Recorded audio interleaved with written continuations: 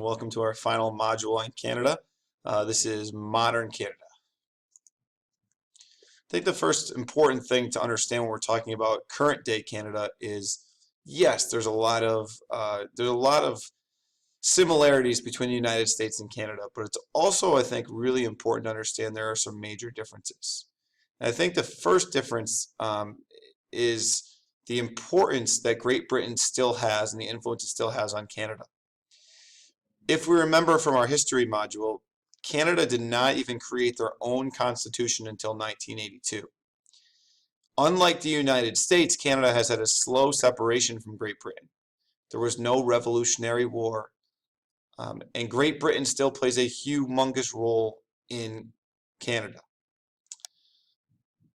At this point, there's really two major influences, the French-speaking people and the English-speaking people, that make up a lot of Canadian culture.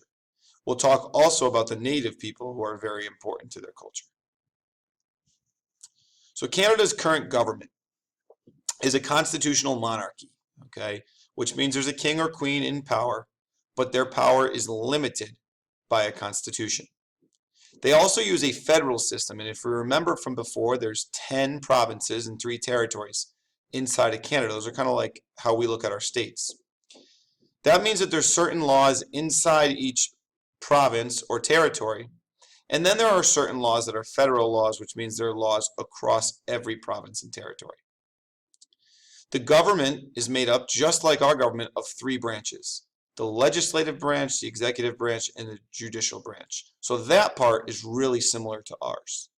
Let's take a look at their government. Let's break down the government a little bit more here.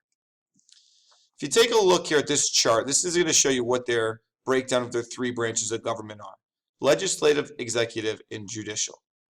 Now, the legislative and judicial are very similar to the way ours operate. There's a little bit different language there, but they're very similar. The executive is a little bit different here. They don't have a president, okay? If you take a look here, their prime minister, okay, Justin Trudeau is the new prime minister. He actually just started his term this month, is the prime minister of Canada. And his role is similar to the president of the United States, but it has some differences. Because we said it's a constitutional monarch, the sovereign, actually, that Canada looks at as their actual leader, even though they don't have very much power, is Queen Elizabeth of Great Britain. Because the sovereign's from a different country, they also have a governor general who represents the sovereign or the queen, and that's David Johnston. So he rules as Canada's governor general, representing the queen. Who's doing all the work, or a lot of the work? The prime minister does a lot of the work in the executive branch. And again, the government is run very similar to the way ours is. Canada's economy. It's based on 3 major things: their natural resources, services, and technology. Over the last few years, Canada has emerged as an economic leader.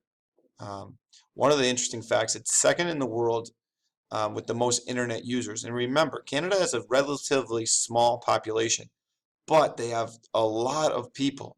Almost everybody is in with technology.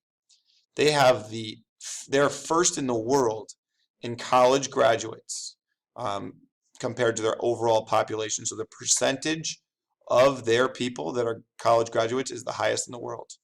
They have a 99% literacy rate, meaning 99% of people can read and write.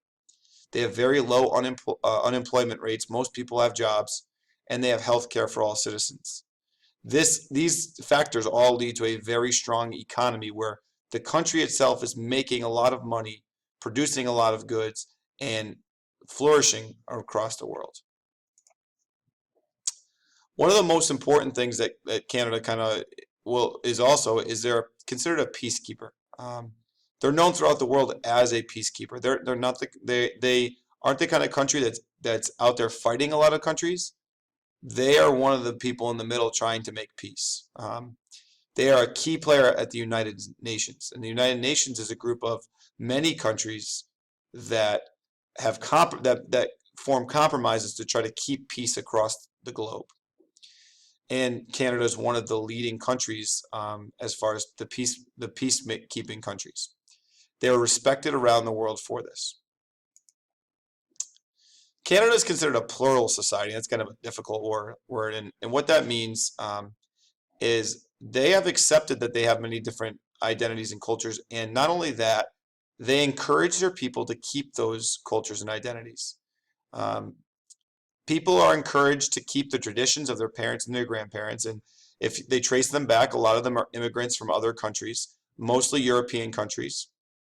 And that's where you get a lot of the different cultures. You have people from France, people from Great Britain. You also have the native people, the Inuit people, and those people also continue their plural society.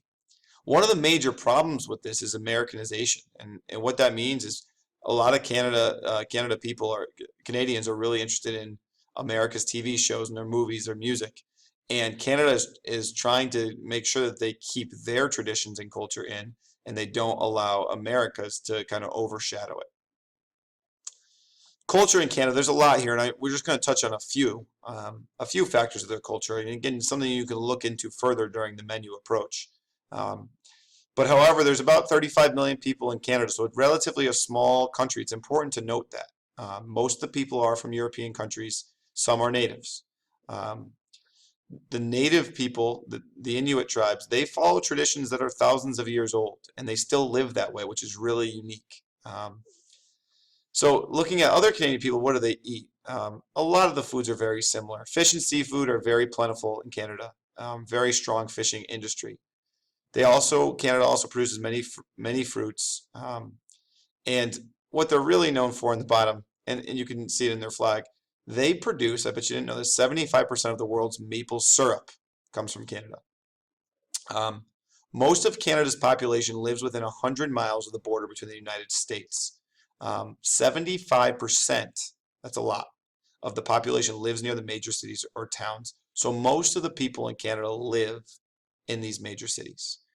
As we know, cold weather sports such as hockey and ice skating are very important to the culture, but I wonder if you knew that lacrosse, not hockey, this is shocking because you always think of Canada and hockey, lacrosse is the national sport of Canada. That'll wrap up our module on modern day Canada, and again, you'll be able to explore some of these through the menu.